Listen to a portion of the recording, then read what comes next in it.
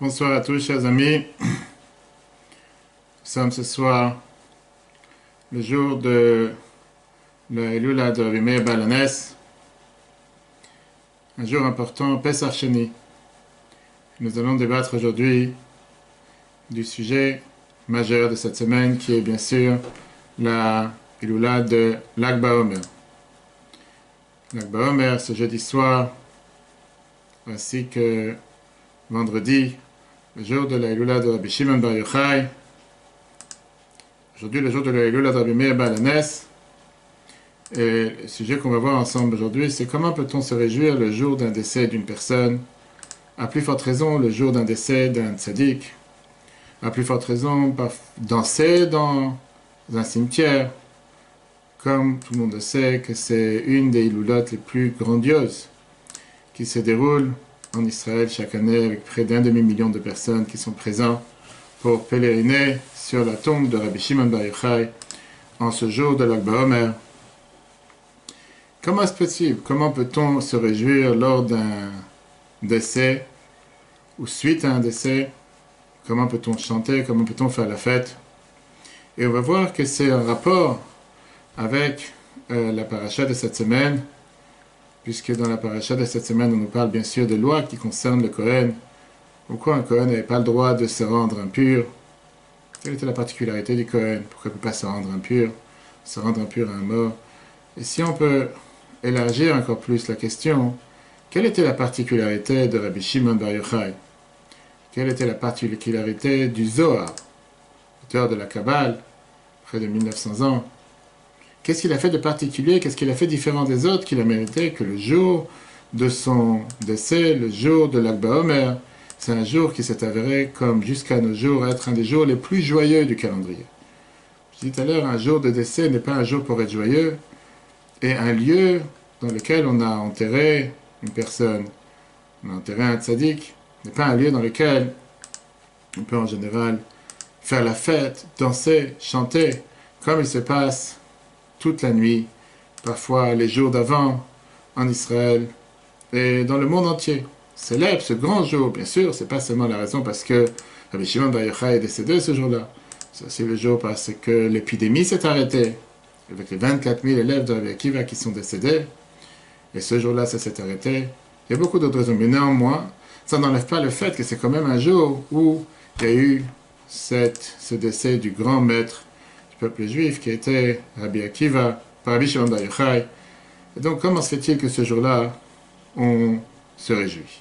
C'est qu'en règle générale, un jour de décès, ce qu'on a l'habitude d'appeler un Yortzeit pour les communautés ashkénazes, un Asgir pour les communautés séfarades, c'est en général un jour sérieux. Pas seulement que c'est un jour sérieux, on sait qu'un cimetière, c'est en général une place sérieuse. Le fait d'être en contact avec la mort, ça nous rappelle comme quoi nous sommes ici de passage, le vide qui vient de se créer, et ce qui s'est passé ou ce qui a eu jusqu'à présent ne sera pas, n'existera pas encore une fois. Et en règle générale, c'est entouré avec la tristesse, entouré avec la méditation, la réflexion. Et donc la question qu'on n'a pas besoin d'avoir aucun commentaire pour nous élaborer cette question, comment se fait-il que ce jour de Lag BaOmer, c'est un jour dans lequel on voit une énorme joie. Et pas seulement une énorme joie, on voit des danses, des chants, comme j'ai dit tout à l'heure. C'est devenu comme la fête la plus joyeuse de tout le calendrier. On parle bien sûr de cette Elula de Lag BaOmer, la Elula de Rabbi Shimon Bar Yochai à Méron, qui est vraiment différent de tous les autres Ilulot qu'on peut connaître, de tous les tzadikim confondus. Alors qu'on sait très bien que un Yortzeit, un askir d'un tzadik, c'est un jour où pas mal ont l'habitude de jeûner, pas mal ont l'habitude de prier avec un cœur brisé. Lag BaOmer à Méron, on peut dire c'est le klezmer. C'est le rendez-vous du klezmer le plus grand du peuple juif du monde entier. Comme j'ai dit, chaque année, on a environ d'1 demi-million de personnes qui se réunissent à Méron même. Et cette année, encore avec un remerciement à Hachem suite au fait d'avoir surmonté les épreuves du corona l'année dernière, personne n'a pu voyager à Méron, et se réjouir avec la joie de Rabbi Shimon Bar Yochai. Et exactement ça, la joie de Rabbi Shimon Bar Yochai. Et la question qui est demandée, comment on peut appeler ça la joie? En quoi c'est un jour joyeux? Le jour d'un décès, le jour où une personne est décédée, c'est pas un jour joyeux. L'endroit où il est enterré, c'est pas un lieu joyeux, c'est pas un lieu où on peut faire la fête, c'est pas un lieu où on peut dire ah, maintenant c'est... Quelle est la grande joie exactement? Imaginons-nous un instant que quelqu'un il rentre dans un cimetière à Tel Aviv, ou quelqu'un il rentre dans un cimetière en France, à Bagneux, ou à Pantin, ou à Thiers, ou n'importe quel endroit, et il voit un grand orchestre autour d'une tombe et que les gens sont en train de danser et chanter. On va se demander, il y a quelque chose qui ne va pas ici. Et ça, c'est une des questions qu'a posé le Khatam Sofer. C'est un grand rabbin de la communauté juive à Preshbourg, au Bratislava. Et il a écrit avec difficulté, avec des mots très durs, au rabbin en Israël, qu'il est content qu'il n'habite pas en Israël. Et comme ça, il n'a pas besoin de se réjouir ce jour-là, parce qu'à ses yeux, il ne voit pas du tout quelle est la nécessité et quelle est la raison que les gens se réjouissent dans une telle date. Se disant, voilà ce qu'il écrit, comme quoi ça fait plus de 100 ans que vous allez à Tzfat, où là-bas est enterré du côté de Safed, où est enterré Rajbi, Rabbi Shimon bar Yochai, du côté de Méron, le Harizal, l'auteur de la Kabbale à Safed. J'ai eu un débat avec le Rav Margal en demandant où on a vu de faire une fête le jour d'un décès d'un tzaddik. Alors que l'Agmara Nedarim nous dit, l'Agmara Nedarim, page 12a, nous dit que c'est un jour dans lequel on devrait pas manger de viande, le jour où quelqu'un il commémore, il célèbre le jour du décès de d'un de ses maîtres. Et donc ça ne pourrait pas être, en aucun cas, un jour de joie, ça ne peut pas être un jour dans lequel on va fêter cet événement. Comment fêter un tel événement? A priori, c'est pas juste, on ne devrait pas fêter un tel événement. Et la question, elle est difficile encore plus, parce que comme j'ai dit tout à l'heure, c'est la paracha de cette semaine. La paracha est mort, c'est la paracha qui vient et qui nous raconte comme quoi, c'est la paracha qui nous raconte comme quoi, dans la paracha est mort, la paracha qui nous parle de décès de Rabbi Shimon, du décès des lois qui sont en rapport avec l'impureté du Kohen. Et dans ces lois, c'est des lois dans lesquelles on voit que la Torah nous dit que s'occuper avec un mort, c'est presque considéré comme une faute. Pourquoi c'est considéré comme une faute? Parce que c'est un rapport avec l'impureté. Quelque chose qui est interdit aux prêtres, aux Kohanim, qui servaient Dieu, puisqu'on sait très bien que tout ce qui reflète la mort, reflète le contraire de la pureté, ce qui est totalement le contraire avec ce qui est la divinité. C'est pour ça qu'un Kohen qui sert Dieu ne pouvait pas se permettre d'agir et être en contact avec un mort, et au contraire, il devait s'éloigner d'un mort. Et la question est encore plus grande, si c'est comme ça. Qu'est-ce qui réjouit tellement les gens quand on est dans un endroit comme un Méron? Et comme j'ai dit, la question est encore plus flagrante quand on parle de quelqu'un comme Rabbi Shimon bar Yochai. Si son jour de décès, c'est un jour de joie, alors pourquoi ne fait-on pas les jours de décès de tous les autres tzadikim? Pas seulement de Rabbi Shimon bar Yochai, il y a eu tellement d'autres tzadikim qui nous ont quittés, que ce soit Zayin Adar, le 7 Adar pour Moshe Rabbeinu, ou le jour de la Iloula de cette semaine, Rabbi Meir Baal HaNes, aujourd'hui, jour du 14 Iyar, Pesach Sheni, que beaucoup ont l'habitude de commémorer comme le jour du décès de Rabbi Shimon, de Rabbi Meir Baal HaNes. On devrait aussi faire une grande fête et une grande joie, etc. On est bien obligé de dire qu'il y a ici quelque chose de particulier envers Rabbi Shimon bar Yochai, et qu'on ne retrouve pas cette chose dans aucune autre personnalité, dans aucun autre maître du peuple juif. Et donc, on doit essayer de investir et essayer de comprendre la particularité du message. Qu'est-ce qu'il a fait de particulier dans sa vie? Qu'est-ce qu'il a fait descendre sur terre? Et c'est sûr que ça, c'est en rapport avec le fait qu'il a dévoilé le livre du Zohar, Zohar HaKadosh, qui était le secret de la Torah. Et donc, c'est une bonne opportunité pour essayer de comprendre quelle est cette révolution d'avoir dévoilé les secrets de la Torah depuis le temps de Rabbi Shimon bar Yochai jusqu'à nos jours, avec, bien sûr, la Kabbale par le Harizal, avec la Chassidut par le Baal Shem Tov, la mystique juif, etc.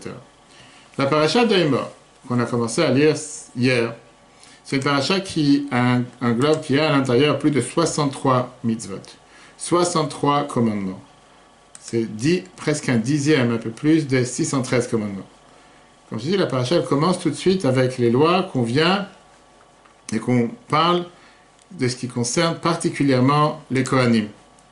Concerne particulièrement les Kohanim, comment un Kohen devait se comporter dans deux domaines particuliers.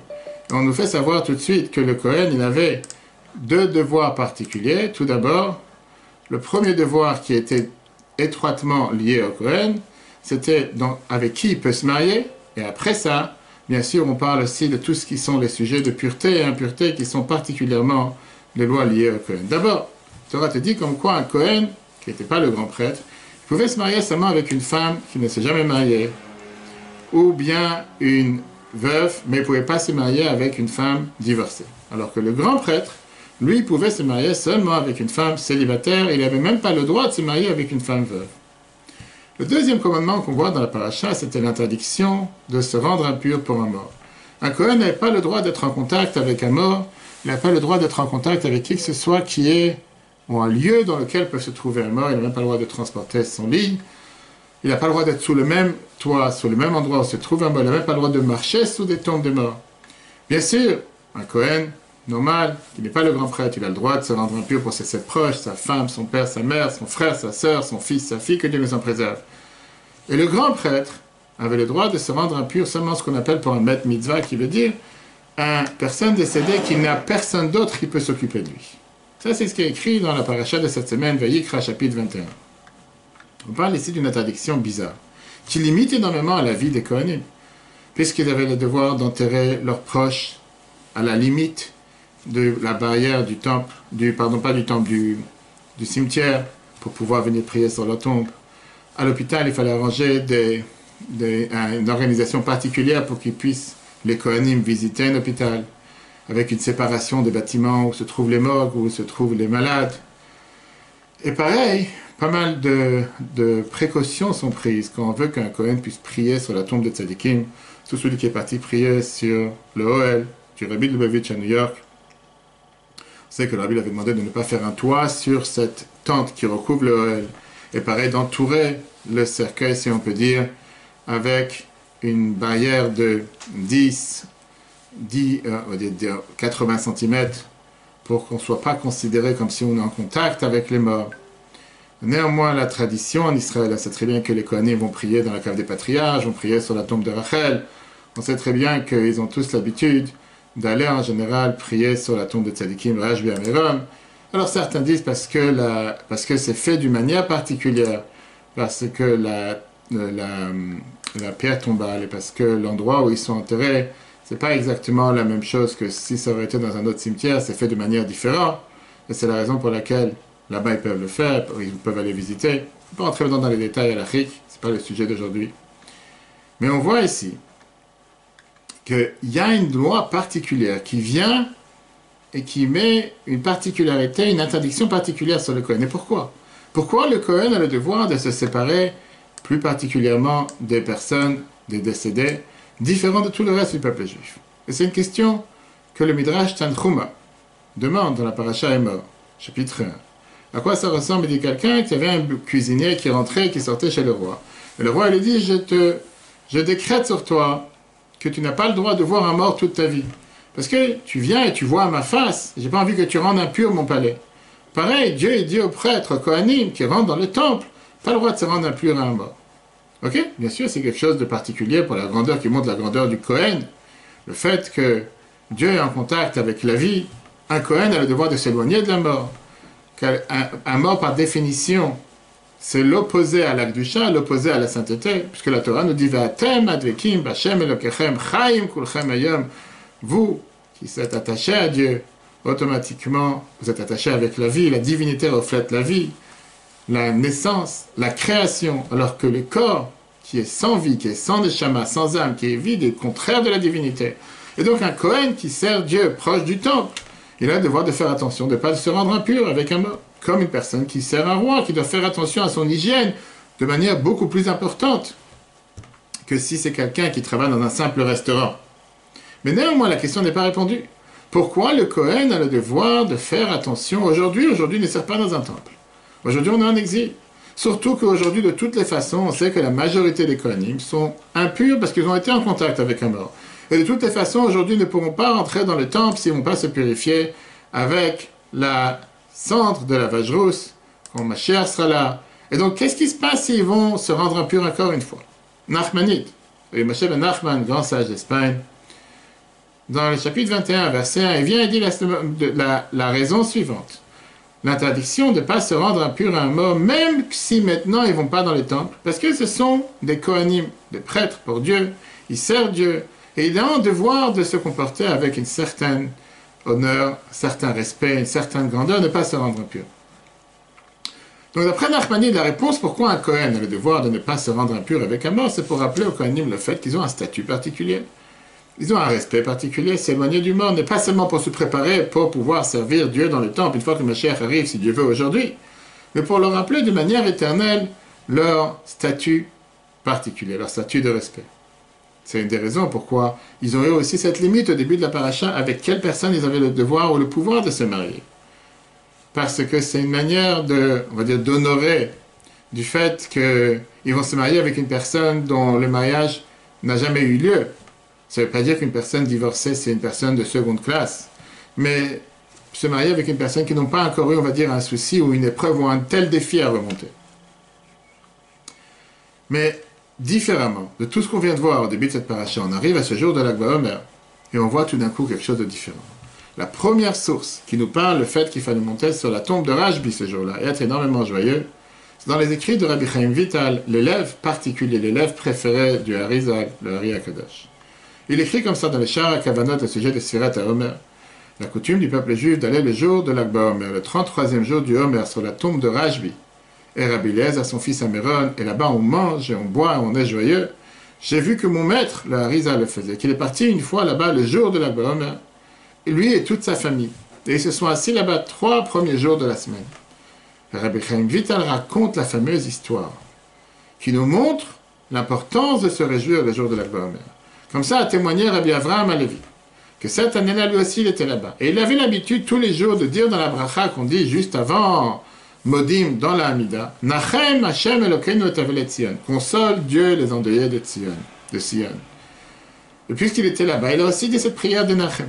C'est une prière qu'on a l'habitude de le dire une fois par an, en général, le jour de Tisha B'Av, du 9 Av. En étant là-bas, il a dit Nachem. Une fois qu'il a terminé la Hamida, mon maître, le Harizal, il a dit qu'il a vu Rashbi Rabbi Shimon Bar Yochai être réveillé sur sa tombe, en lui disant, dis à cette personne, Avraham Alevi, pourquoi tu dis une telle prière de consolation le jour de ma joie? Et puisqu'il a dit, il devrait être consolé prochainement. Et malheureusement, c'est pas passé un mois jusqu'à ce qu'il a perdu un de ses enfants, il a dû être consolé. Dans les lettres du Admor HaZaken, premier avis de Chabad, il rajoute clairement que la joie est attachée avec le décès de Rabbi Shimon Bar Yochai ce jour-là. Page 117. Si Simchou, réjouissez-vous avec tout votre cœur et toute votre âme et faites une fête et une joie le 18 Iyar, le jour de l'Akba Omer, Yom HaIlula de Rashbi, le jour de l'Aïloula de Rabbi Shimon Bar Yochai. Et la question qui est demandée, comme on l'a vu tout à l'heure du Khatam Sofer, qu'est-ce qu'on se réjouit le jour d'un décès, le jour que quelqu'un il a été enterré? Pourquoi se réjouir? Comme j'ai dit tout à l'heure, l'explication la plus connue, c'est le fait que Rabbi Shimon Bar Yochai lui-même a demandé de se réjouir ce jour-là. À la fin du livre du Zohar, dans la paracha de Azinu, il y a une partie qui s'appelle Hidrazuta. Hidrazuta veut dire la petite yeshiva, la petite école, où là-bas sont décrites les dernières heures merveilleuses de la vie de Rabbi Shimon Bar Yochai sur terre. Le Zohar raconte et appelle ce jour-là une Hilula. Hilula qui est en araméen qui veut dire un mariage. Le jour d'un mariage du Khatan et d'une Kala, d'un Khatan et d'une Kala. Parce que ce jour-là, Rabbi Shimon Bar Yochai est arrivé au niveau le plus important, le plus élevé de lien, d'union avec Dieu. Depuis le début du matin, il y avait comme un feu autour de la maison qui séparait entre Rabbi Shimon Bar Yochai et ses élèves qui étaient assis autour de son lit. Et c'était comme un signe qu'il allait s'élever et monter vers le ciel. Le Zohar raconte, volume 3, page 296. Ils ont entendu la voix qui disait « Réunissez-vous, rapprochez-vous pour la Hilula, la joie du mariage de Rabbi Shimon. » Encore une fois, comme je dis tout à l'heure, c'est quelque chose qui est incompréhensible. Rashbi n'était pas le seul qui arrivait à des niveaux de supériorité, des niveaux élevés de spiritualité le jour de son décès. Chaque tzaddik, d'ailleurs, on sait très bien que le jour de son décès est appelé une Hilula, qui veut dire un jour de mariage. Et néanmoins, le jour d'un décès, un jour de sérieux, un jour de tchouva, un jour de repentir. C'est très bien qui est plus grand que Moshe Rabbeinu qui a été enterré par Dieu lui-même. Et de là la raison pourquoi sa tombe on ne sait pas où elle se trouve, on dit que c'est dans le monde de Nevo, la lettre Nunbo, parce qu'il arrivait à la porte 50 au niveau le plus élevé d'avoir atteint la divinité sur terre. Et néanmoins, la Torah nous dit la peine, la souffrance, les pleurs qu'il y a eu, qui ont duré pas moins d'un mois. La Torah nous raconte comme quoi, Vayivku bnei Israël, le peuple juif a pleuré, Shloshim yom, ils ont pleuré pendant 30 jours après le décès de Moshe. Et chaque année, on sait très bien que le 7 Adar, le jour du décès de Moshe, les membres de la Chevra Kadisha, ceux qui s'occupent de s'occuper avec une personne qui vient de décéder pour le préparer à l'inhumer, ils ont l'habitude de faire un jour de jeûne et un jour de tchouva. Encore une question intéressante, qui n'a peut-être rien à voir, mais qui est liée. On sait que dans les communautés juives, il y a deux différentes versions comment compter le Homer. La majorité des versions, on a l'habitude de dire Ayom Kar Aba Yamim, Es Ayamim la Homer. Aujourd'hui, c'est le 10e jour du Homer, avec un Lamed, la Homer. Aujourd'hui, c'est tel et tel jour qu'on a amené le sacrifice du Homer dans le temple. Le Ramo, qui est celui qui écrit les halachot, les lois pour les communautés ashkénazes, et ainsi c'est écrit dans le Siddur du Gros, dit qu'il faut écrire Yom Ka, aujourd'hui c'est Abba ou Asara Yamim, Ba Homer. Aujourd'hui c'est 4e ou 10e jour du Homer, pas dans le Homer. Pourquoi?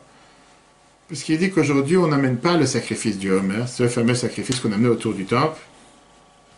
Et donc, automatiquement, on ne peut pas dire la Homer comme si on vient d'apporter ce sacrifice hier et avant-hier. On dit Ba Homer dans cette période qui fait partie du Homer. Et donc pour lui, la raison principale pourquoi on compte le Homer aujourd'hui, c'est pas par rapport au sacrifice qu'on amenait dans le temple, mais pour se préparer au don de la Torah qui est à chaque fois le 50e jour après avoir compté 49 jours. Passage, ça revient à l'interdiction de se marier avec une divorcée pour un Kohen. Je pense que vous savez que ça existe même chez les non-juifs. On sait très bien que d'après les lois de l'hierarchie anglaise, un prince n'a pas le droit de se marier avec une divorcée. On connaît l'histoire avec le Édouard VIII, qu'il avait étonné justement tout le royaume, toute sa dynastie anglaise, et qu'il a dû se démissionner à la fin de l'année 1936 parce qu'il voulait se marier avec une divorcée. Donc la question, d'où vient ce langage de cette fête qui est appelée Lag Baomer? Si on compte la Homer, on aurait dû dire Lag, la Homer, le 33e jour du Homer. Alors c'est vrai que dans certains endroits, c'est écrit comme quoi c'est aussi le jour de la Iloula du Rameau. Moi chez Israël, c'est écrit le Shulchan Aruch pour les communautés ashkénazes. Et donc, on préfère appeler ce jour-là comme ça lui ressemble, avec son avis qui a été de dire Lag Baomer. Mais le Rabbi l'a dit une fois, une gematria qui a été un compte numérique qui est écrit dans la Chassidut d'Amorim de Pologne, qui vient nous faire comprendre quel est ce grand jour, quelle est cette particularité de Lag Baomer, ce 33e jour dans le Homer, à tel point que c'est un jour tellement joyeux. Pour comprendre la joie de Lag Baomer, les commentateurs ils amènent différentes options. Il y en a qui disent que c'est déconnecter cette joie du décès de Rabbi Shimon Bar Yochai. Ils disent que c'est une joie qui est attachée avec des autres sujets, qui n'ont rien à voir avec le décès de Rabbi Shimon Bar Yochai. C'est vrai que Rabbi Chaim Vital, il a écrit que c'est Simchat Rashbi, la joie de Rabbi Shimon Bar Yochai et la joie de Rashbi. Mais il n'a pas dit que c'est attaché avec le jour de son décès. Plus que ça, on sait que Rabbi Chaim Vital, l'élève du Harizal, il n'a pas écrit que la Iloula de Rashbi, c'est Lag Baomer. Et la source que Lag Baomer, c'est les jours de la Iloula de Rashbi se trouve dans les décisionnaires beaucoup plus tard, comme la Noazaken, Rabbi Yonatan Eibshitz, le Chida. Rabbi Chaim Vital ne l'a pas écrit. Il a écrit que c'est un jour qui est un jour de joie pour Rashbi. Et dans le livre kabbaliste Mishnat Chassidim qu'a écrit le grand kabbaliste italien Rabbi Emmanuel Chaychik il y a 300 ans, ainsi dans le Chida, c'est écrit la chose suivante. Lag Baomer, c'est le jour de la naissance spirituelle de Rabbi Shimon Bar Yochai. Beaucoup d'années avant son décès, ce jour-là, s'est passé quelque chose de totalement différent. Ça a commencé cette nouvelle vie et cette victoire sur la mort. C'est le jour où Rabbi Akiva s'est levé de cette chaise de deuil et il a réussi à reconstruire le monde de la Torah de nouveau. En plein jour de Lag Baomer, Rabbi Akiva a été capable de ramasser, de tourner la page avec toute cette souffrance, tout ce deuil qu'il y a eu, et il a réussi à mettre en place 5 élèves, nouveaux élèves, dont un d'eux était Rabbi Shimon Bar Yochai. C'est tout ce que la période dans laquelle nous sommes.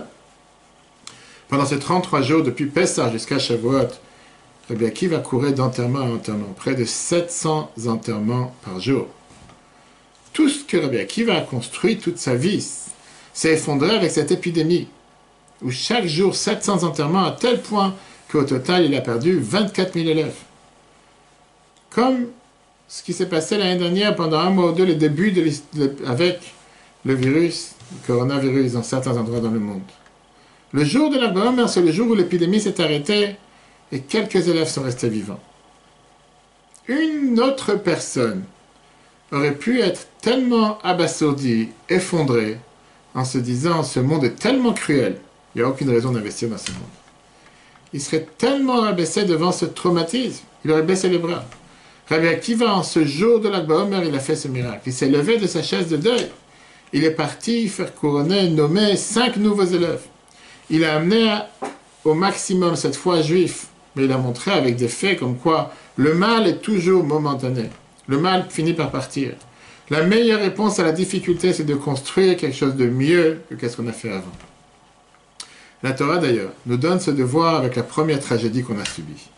Quand Pharaon a décrété de tuer les bébés, déjà dans la maternité où ils venaient de naître, de noyer les garçons dans le fleuve, la Torah dit la fameuse phrase qui est la clé de pouvoir surmonter tous les défis. Plus ils vont lui faire du mal, plus ils vont le faire souffrir, le peuple juif finira par se multiplier et se fructifier. Car une épreuve, un défi, c'est un motif pour pouvoir agir encore plus, faire encore plus qu'avant. On ne comprend pas pourquoi Dieu envoie une difficulté. On n'a pas choisi de gérer ce monde de cette manière. Mais une chose qu'on sait, c'est qu'après une épreuve, on réussit à surmonter avec une nouvelle action, encore plus grand qu'avant. Après une épidémie, on arrive à surmonter encore plus qu'avant. Regardons quelle était la tribu la plus petite des 12 tribus, qui a eu le plus petit nombre de personnes, la tribu de Lévi, 22 000 hommes. Alors que la plus grande tribu était la tribu de Juda, la tribu de Yehuda, 74 600 000 personnes. Presque 4 fois plus. Ce qui est bizarre, la tribu de Lévi était quand même la tribu la plus importante. C'était ceux qui servaient Dieu dans le temple. Pourquoi n'avait pas cette bénédiction? Ramban, Nachmanide, nous dit ici des phrases très très dures. Dans le livre de Bamidbar, chapitre 1, le livre des Nombres, chapitre 1, verset 45. Peuple juif qui a été amer, que sa vie est devenue amère par les Égyptiens, avec les travaux forcés, pour les exterminer, Dieu a décidé de les multiplier. Parce que Dieu disait, on va voir qui va réussir, on va voir qui a raison, si c'est les Égyptiens ou si c'est moi. La tribu de Lévi qui n'a pas subi l'esclavage en Égypte, automatiquement, ils peuvent se multiplier, se fructifier seulement comme tout le monde et pas plus que tout le monde. En deux mots, les autres tribus, puisqu'ils ont souffert, un juif qui souffre, il sait rendre 2 fois encore plus, pas seulement de résultats, avec encore plus de réussite, encore plus de succès. Il mérite encore une plus grande aide de Dieu pour réussir encore plus qu'avant. La tribu de Lévi, qui ne s'est pas vraiment battue avec des grandes difficultés, Pharaon ne les a pas utilisés pour les travaux forcés. Automatiquement, quand il n'y a pas de défi, quand il n'y a pas de difficulté, il n'y a pas de bénédiction particulière. Ça, c'est la joie de Lag BaOmer. Le fait que la Torah ne s'est jamais arrêtée, la vie qui a continué, la foi, la émouna, le bitachon, qu'il n'y a rien de mal qui tombe d'en haut et que chaque événement amène à encore quelque chose de mieux. Très belle explication. Mais est-ce que ça suffit? Pas vraiment. Parce qu'on n'a toujours pas l'explication pourquoi on danse le jour du Niloula et surtout autour de la tombe. Quelque chose qui est totalement contraire, qu'on ne voit pas ça ailleurs. Les rabbins de Chabad, ils ont essayé toujours de trouver et de donner une explication qui donne tout un autre sens à quel est ce jour joyeux, quelle est cette joie en ce grand jour, le jour de Lag BaOmer. Commençons justement avec une merveilleuse histoire. Une histoire qui vient nous montrer comme quoi il y a des fois des choses qu'on n'arrive pas à comprendre avec notre petite tête. Il y avait Madame Milda Dahounor qui était une ancienne professeure, enseignante, sort un piano, dans la ville de Moines, dans l'état de Iowa. Un soir, tape sur sa porte un enfant de 11 ans au nom de Ruby. Il voulait s'inscrire au cours de musique. Ruby raconte que sa mère monoparentale, elle voudrait vraiment l'entendre, comment il chante, comment il sait jouer au piano. Madame Honor Elle aurait préféré avoir des élèves plus jeunes, mais quelque chose dans son cœur lui disait qu'il faut qu'elle accepte. Très rapidement, elle a regretté, parce que Ruby était un enfant qui n'avait aucune compréhension de la musique. Il n'arrivait pas à tenir les cordes, il n'arrivait pas à comprendre les sons, il n'était pas sensible aux différents tons. Plusieurs fois, elle lui a dit, tu sais quoi, laisse tomber, c'est pas pour toi. Mais Ruby ne lâchait pas l'affaire.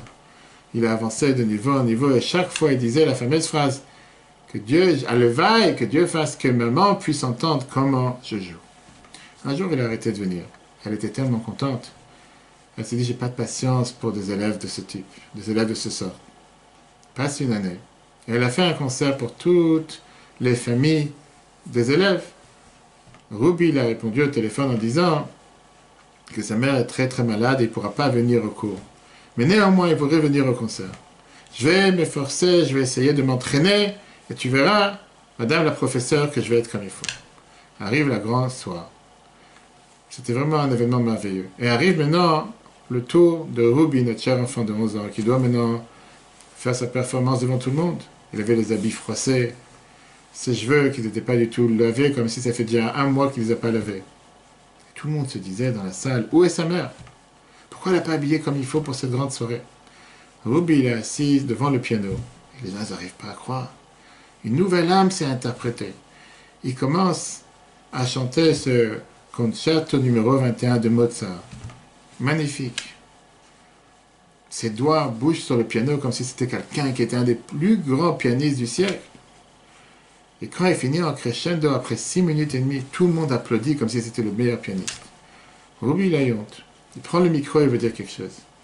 Il dit, chers amis, ma mère était sourde. Elle m'a jamais entendu. Mais elle avait toujours l'espoir qu'un jour elle pourrait m'entendre comment je sais chanter. Il y a quelques mois, elle a eu la maladie. Il y a une semaine, elle est décédée. Ce soir, j'ai compris que c'est la première fois qu'elle peut m'entendre. Et donc, j'ai essayé de donner le meilleur de moi-même. La mort a deux faces. C'est ce qu'on appelle la face d'en bas et la face d'en haut. En bas, quand tout est fini, le corps se vide de toute sa vitalité et redevient un tas de poussière.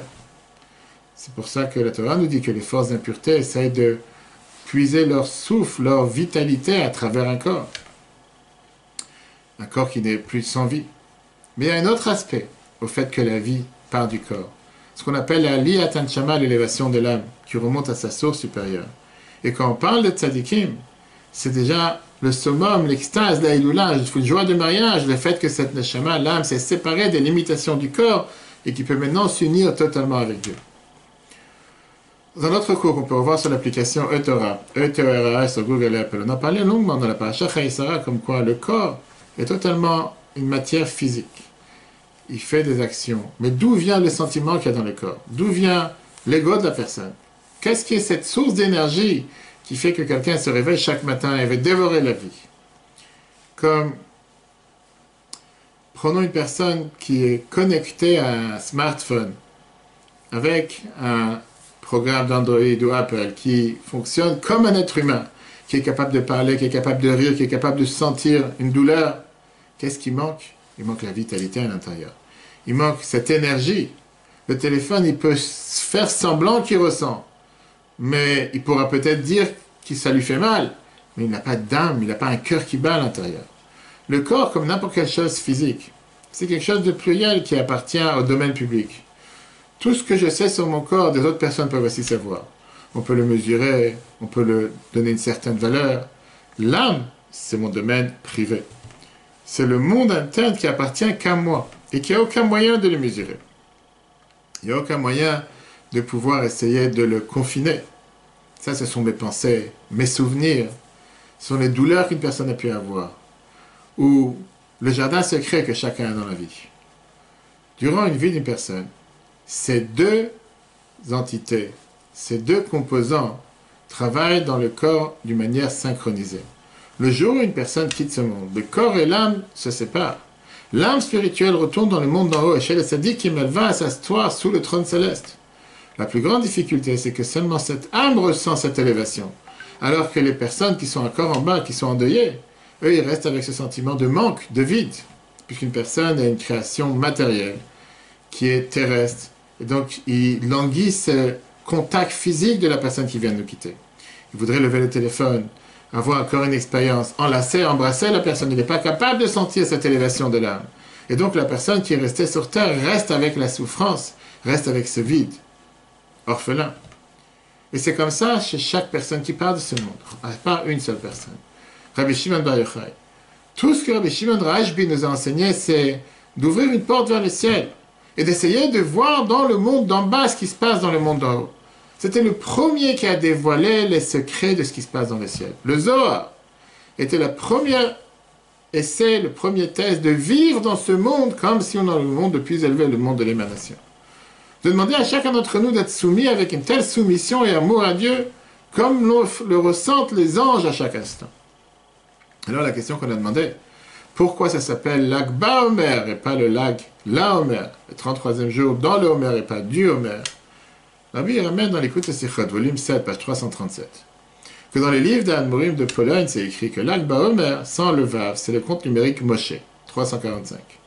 Et c'est écrit dans la Kabbale que Rashbi, Rabbi Shimon Bar Yochai, c'était une étincelle de Moshe, et qui s'est élevé à la même lumière que Moshe il a reçu quand il a reçu les tables de la loi.